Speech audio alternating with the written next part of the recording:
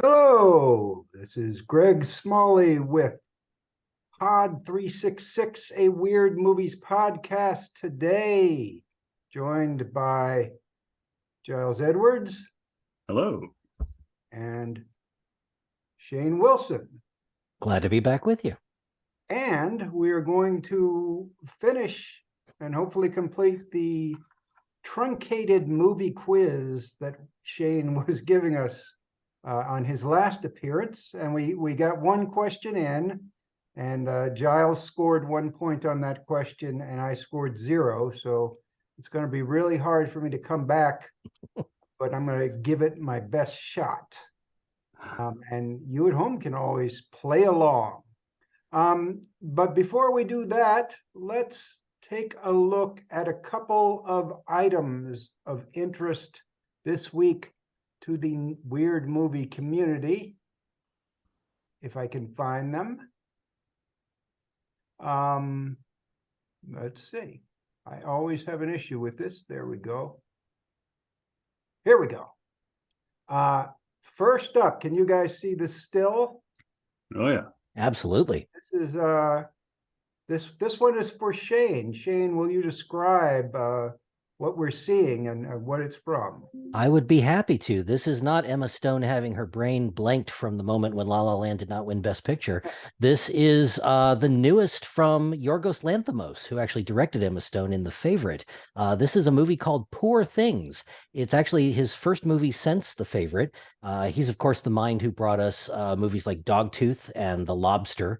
And it looks like he's back with a Frankenstein-inspired tale. And it has a lot of very interesting steampunk and Art Deco imagery to it.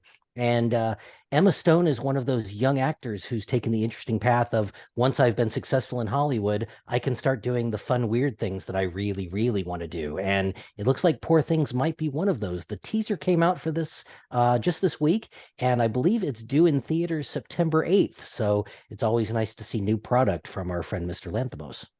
All correct. And the teaser actually came out today. Today.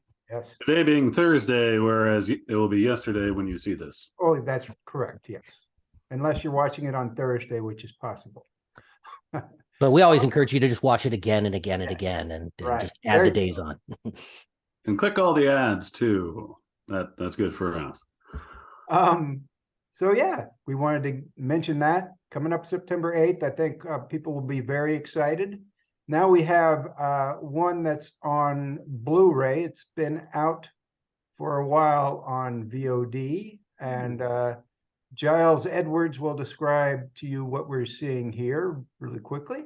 Oh, this particular image is rather dire looking, military-based kind of thing. There's a center gate flanked by wire fencing topped with barbed wire, some signs indicating no unicorns allowed, and the gate is guarded by two teddy bears with some military gear on, including helmets, and carrying, looks like, almost inverted heart-tipped spears. This is, of course, a still from Unicorn Wars, a harrowing Apocalypse Now-esque adventure into a very candy-colored Heart of Darkness. Excellent. Unicorn Wars, now on Blu-ray. If you haven't seen it yet, or if you just love it and you have to get the Blu-ray.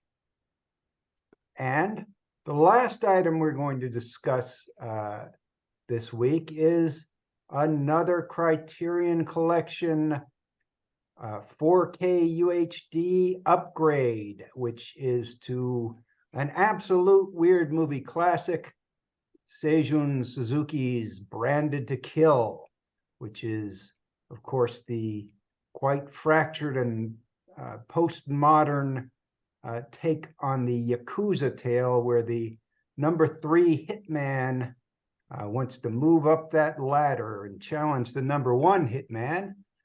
He's sort of sidetracked by a romance with a existential femme fatale, I would say. She's obsessed with death. And every now and then in this crazy story, these little white cutouts of birds and butterflies, and rain will appear on the screen. This was in 1967 in Japan. It was certainly like nothing anyone had ever seen, and it led to its director being fired and some lawsuits, and then eventually blacklisted from the Japanese film industry for years. A very famous story. Absolute classic. Everyone should see it. If you have a 4K UHD player, I'd say this would be, if I had one, this would be one of my top selections of something to get. But that will do it for today's new releases. There was not a lot to cover, and we want to go into this quiz instead. We So, do. Shane, Yes. get us started with our quiz. How many questions total do you have? Okay, so because we knocked one off before, we have 9 questions remaining. So for those of you, just a quick reminder, and I think if I can, I want to be able to share with you. I've got some visuals to accompany the quiz. But the let's see if I can hit the old share screen button, see if that works. Nope, that's disabled at the moment. But maybe you can work on that while I explain what's going on. This is a quiz that's based on it's a tale of 2 lists. It's of course the 366 weird movies list plus the 36 apocrypha movies that have since been added to that, compared with the list of the 250 greatest films of all time, according to the folks at the British Film Institute and Sight and Sound magazine, as part of their decennial poll. And that poll came out late last year, the 2022 poll, and a movie about a woman in her apartment knocked off the previous champion, Vertigo, because that's just what the movie critics and directors of the world wanted. But if you go past the #1 slot, it gets a lot more interesting. And so those are some of the questions I want to ask you about. I think that share is going to work now. And hopefully you all see there's look at yes, a All quiz right. about lists. And so our first question was, of course, about the very first movie that you, Mr. Smalley, ever added to the list, Don't Look Now. And as you said, Giles picked up the win on that one. Plenty of opportunity to catch up. And for everybody who's playing at home, just follow along and keep track of your success. So with that in mind, let us talk about one of the directors who is on that list. And hopefully I can move to the next. There we go. Hopefully you are seeing Martin Scorsese, who is, of course, recognized on our list with the movie After Hours. He had a ballot in this year's poll, and he cheated. You're supposed to name your 10 greatest films. He named 15, but he's Martin Scorsese, so we let him do that. And that's actually great for us because it gave him plenty of room to recognize 3 movies that we have enshrined on the 366 Weird Movies canon. And so I'm going to show you the names of 4 movies, and you have to pick the one that he did not include on his ballot. So did he leave off 2001: A Space Odyssey, directed by Stanley Kubrick, 8.5, directed by Federico Fellini, Persona, directed by Ingmar Bergman, or Vertigo, directed by Alfred Hitchcock? Which one did Scorsese say, nope, no room for you? Wow. Okay. All classics, all worthy. Wild guess, C, Persona.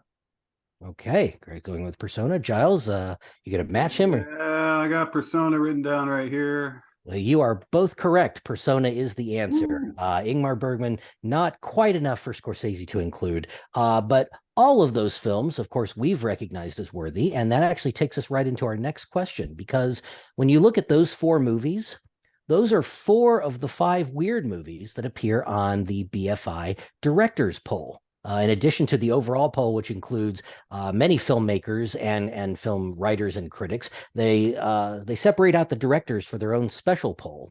And so those 4 movies you saw are all in the top 10 on the directors list. There's a 5th weird movie that's in the top 10. And so here's the question. Can you name that 5th weird movie in the director's top 10? Is it Come and See, directed by L.M. Klimov? Is it Mirror, directed by Andrei Tarkovsky? Is it The Night of the Hunter, directed by Charles Laughton? Or is it Playtime, directed by Jacques Tati? Talk amongst yourselves. First off, a small correction. Mirror is not in the list of 366 movies. It is in the Apocrypha list. You are correct. I've lumped them all together. That is correct. Okay. So not having seen, I had looked at the list quickly. I don't remember it. There are two, it's a director's list though, too. So that there are two, actually those are all strong contenders, I suppose. But I'm going to say the one that's in it, I believe to be See Night of the Hunter. I'm going to go with Playtime because, you know, they like Frenchies. They do indeed. But actually, I think, Greg, I kind of gave away the game because by expanding the list, I included the correct answer, Mirror, which actually came in at number 9 on the director's poll. Fun fact, the other 3 films all tied at the number 41 slot on the director's poll. So all worthy of consideration, but Mirror is the one that joined those previous 4 films as weird movies that the directors all thought very highly of. Definitely a director type movie more than Indeed. And that, I can't really name anyone else I'd recommend it to. Just find yourself another director and recommend it to them. So let's move on to another director. Let's talk about Hayao Miyazaki. You're looking at a still from Spirited Away, which is of course on our list. Miyazaki has 2 entries on the BFI's greatest films list. Can you name the other Miyazaki film that the critics and directors of the world thought was deserving of consideration? Is it Howl's Moving Castle, My Neighbor Totoro, Nausicaa of the Valley of the Wind, or Princess Mononoke?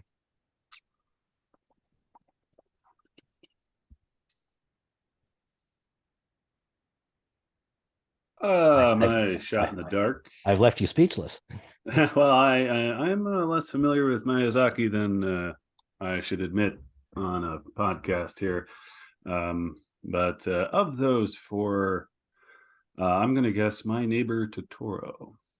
Okay, Giles going Totoro. That's a shame because I can't make up any ground on Giles because I'm also selecting My Neighbor Totoro, which was very popular with critics. And the reason you think that is because it's the right answer. That is, in fact, the one. Now, of course, what's interesting is we have a second Miyazaki film on our list, but it is Howl's Moving Castle.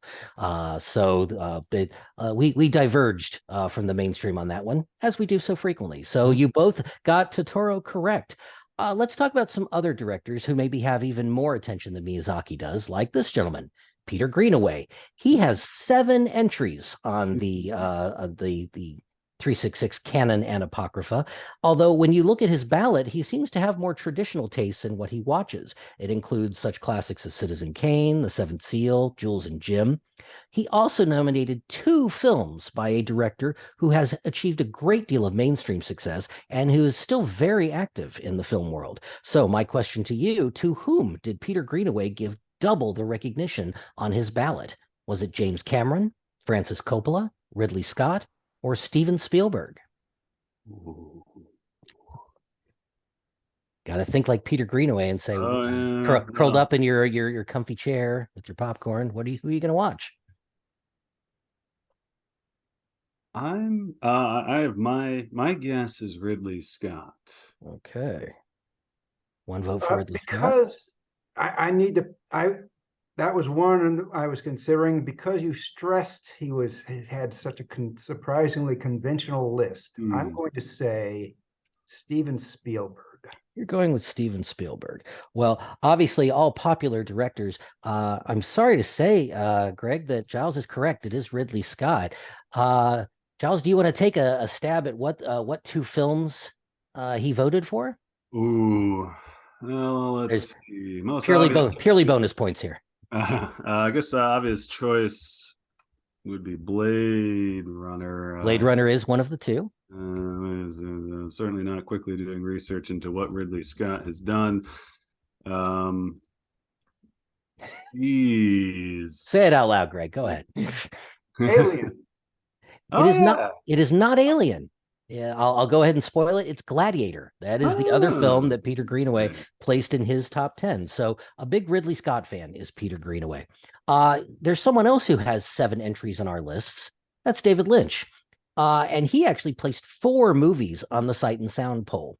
I'm going to name all 4 of them for you, and it's your job to tell me which of these films did the critics and writers of the world rank highest among David Lynch's movies. So, did they rank highest Blue Velvet, Mulholland Drive, Twin Peaks Fire Walk with Me, or Twin Peaks The Return? So, like I said, all 4 of these are on the list. Which one did the best?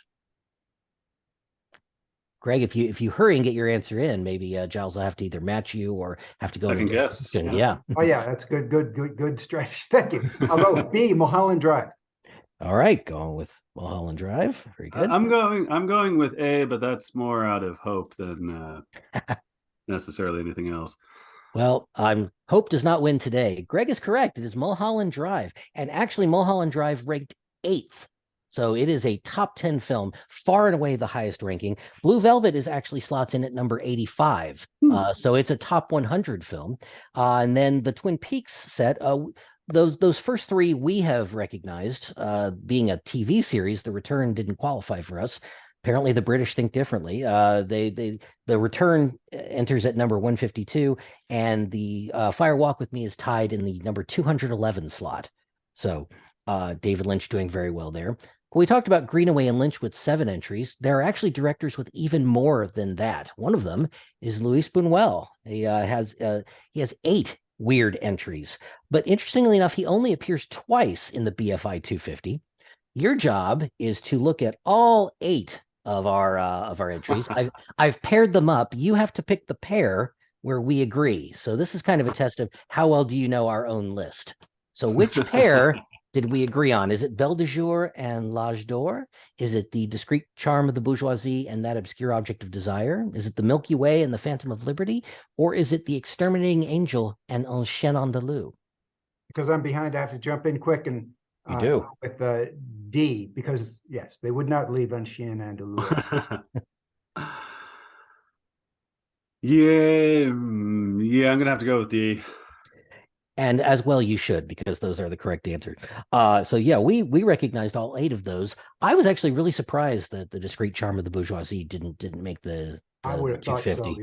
yeah. But those are the 2, and so that's Buñuel's representation. He is actually tied with the most entries of any director on our list, at least that my research indicated. He's tied with Guy Maddin. But while Guy Maddin has 8 entries on our list, he has none on the BFI list. What he did have was a ballot.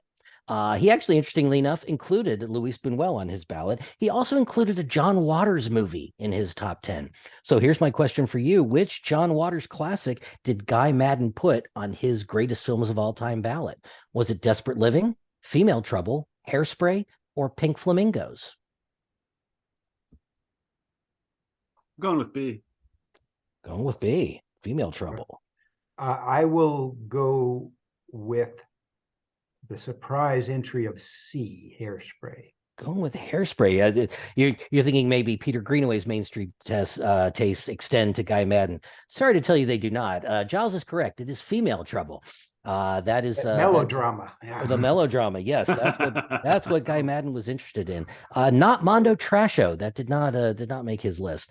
But yes, so that's of an 8-time recognized weird director. He went with another a fellow.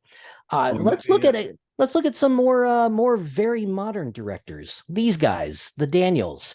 They, of course, have had a lot of success just this year with their Apocrypha candidate, Everything, Everywhere, All at Once. They won Oscars for producing, directing that film. And they've been recognized by us for their movie Swiss Army Man. Only one of them had a ballot in the Sight and Sound poll. That's the guy on the right, Daniel Scheinert. And his is a very interesting list because it includes 2 short films, both of which have some weird DNA in them. One of them is a former Saturday short called High Stranger. That was one of his top 10. The other is actually a music video, but helmed by one of his fellow 366 directors. So my question to you, which clip did Daniel Scheinert put on his all-time top 10 list? Is it Aerosmith's Janie's Got a Gun, directed by David Fincher of Fight Club fame? Is it Fatboy Slim's Praise You, directed by Spike Jonze of Adaptation and Being John Malkovich? Is it the Foo Fighters' Everlong, directed by Michel Gondry, who also directed Eternal Sunshine of the Spotless Mind and The Signs of Sleep? Or is it Radiohead's Karma Police, directed by Under the Skin's Jonathan Glazer? So, which of these music videos did Daniel Scheinert say that's one of the best motion pictures ever made?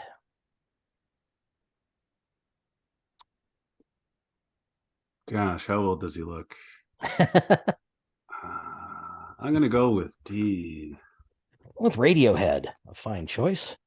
We'll go with, boy, I'm really stuck between B and C. B, Spike Jonze. Okay, well, I've got good news for you, Greg. You've made up some ground. It is indeed Praise You, directed by Spike Jonze. And Spike Jonze, very famous for his music videos, as was Michel Gondry, though. So. I would argue all four of these gentlemen have a strong music video history to them. This Praise You, of course, possibly one of the least affected, lowest budget videos ever made. Oh gosh, I remember that now. Yes, yeah. it's him as the dancer Richard Couffet and his dance troupe, basically flash mobbing outside a movie theater. Clearly, Daniel Scheinert said that's among the peak of cinema, and who are we to argue? So we've now reached the last question in this quiz. So it's a list of 250, and Greg, I actually have an answer for you from a question you asked last time. You said, how many of our enshrined movies are on the overall list? My math, and I invite anyone out there to correct me, but my math is there are 34 weird movies that were part of the 250. But the 250 is not actually 250, it's actually 262. And the reason for that is the last slot is a 19-way tie for 243rd place. So this is a real throw a dart question for you.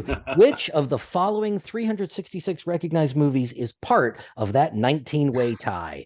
Is it A Clockwork Orange, directed by Stanley Kubrick? Is it Possession, directed by Andrei Zulawski? Is it Videodrome, directed by David Cronenberg? Or is it Werkmeister Harmonies, directed by Béla Tarr? Best I can do is tie, so I'm going to go with something, I'm not sure whether I should throw my dart or just go with something Giles doesn't go with. Would you like me to say something and then you can think further, Greg? Sure. Okay. I'm going to go, just because I like it so much, I'm going to go with C, Videodrome. Videodrome, David Cronenberg. All right. That was one of my two that I was vacillating between. I'm going to think A Clockwork Orange and Werkmeister Harmonies are both higher on the list, so I will go B, Possession. Going with B, Possession. All right. Well, I have fantastic news for both of you. It was kind of a trick question. They're all part of that 19-way tie. Every one of those. So I could never have won. No, but here at the end, you couldn't lose. This last question, there was an opportunity for everyone. So that's a quick look at how our tastes coincide or do not coincide with the overall view of our critics out there. And of course, we already know that we don't really share a lot with them, but that was just fun to look over all the different voters and all their choices and all the movies that floated to the top. And hey, there's room for the weird out there. There's room for and like you said, movies like Possession and Videodrome, there are enough people out there who say, yep, those are among the legends that should be recognized, at least for now. We'll see how they feel in 2032, see if their tastes are similar. Okay, so we got about a 15% overlap with I'm gonna say educated popular opinion, since this list is has its shall we say built-in biases. So I've not been doing the tally as we go, but Greg, it sounds like you have, and it sounds like let's see. But the important thing is, on the day after you'd had time to think about it, that you guys matched each other blow for blow. So it's Giles' early victory in that first question. I was ambushed the first. Exactly, yes. Exactly. You can definitely proclaim the rigged election. Yes. I think what we should do is look and see maybe this is a project, small project, Shane. What is the highest ranked movie on those lists? I don't think you can do it now, but that maybe we should consider adding as apocrypha. That's very interesting. Of course, Jean Dielman was reviewed by us. It was weighed, measured, and found wanting. Yes, hopefully everyone can see the big thumbs down that our boss, double thumbs down that he gave. That's an interesting question. I should go through and see if I can identify like perhaps the highest apocrypha candidate or the highest, maybe the highest that could be given consideration. The highest that we approve of is actually the number 2 slot. That's Vertigo, which was actually number 1 in the 2012 poll. So that's of the 4 movies that have ever held Sight and Sound's number 1 movie of all time, that is the only one where we concur, which is Vertigo. The other 2, of course, being Bicycle Thieves and, for its very long run, Citizen Kane.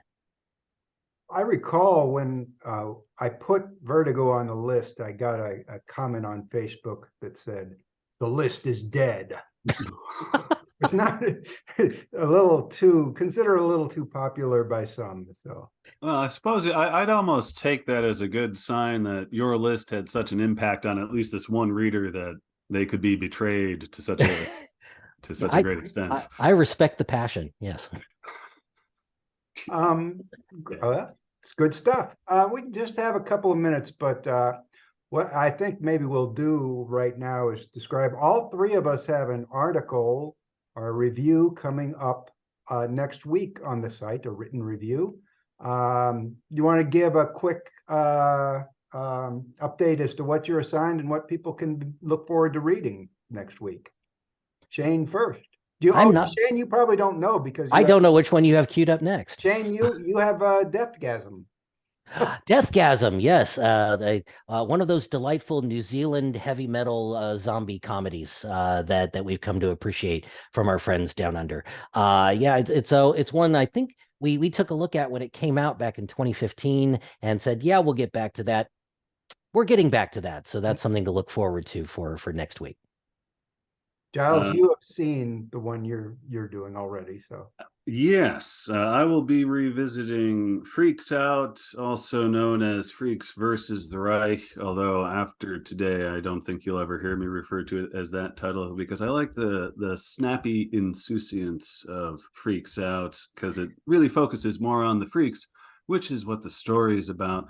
It's set in Nazi-occupied Rome, 1943, and has, shall we say in very broad terms, mutant X-Men superpower overtones, and there are Nazi bad guys. That said, it doesn't feel tired or worn out or derivative is a word that comes to mind, but I'm sure there's a more complimentary synonym that is eluding me at present, because I remember it being a whole lot of fun and having one of the best tragic villain performances I've ever seen. So I will be revisiting Freaks Out, released with an alternate title presently. Okay, and I will be doing Linoleum, a movie about which I haven't seen yet, so I don't know anything about it, except it's got Jim Gaffigan, which is sort of surprise casting for a weird movie. I'm excited to see if he can bring the weirdness despite his reputation. And that's it, guys. We are out of here. See you next week. See ya. Thanks for the quiz. Enjoy the quiz.